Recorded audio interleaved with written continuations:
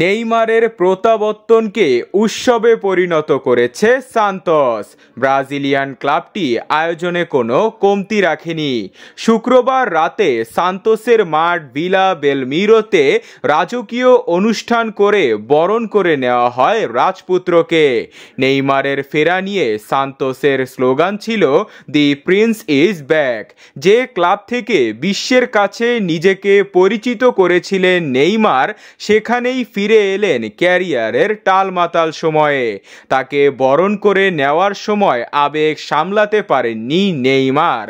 6 মাসের জন্য সান্তোসে গেলেও পরে আবার 6 মাস পর ইউরোপের যে কোনো ক্লাবে যেতে পারবেন, আবার চাইলে চুক্তি বাড়িয়েও নিতে পারবেন।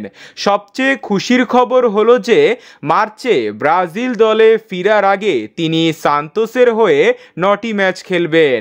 নেইমারের নাকি আগের মতো খেলা নেই, তাই তাকে রেজিস্ট্রেশন করায়নি আল হিলাল।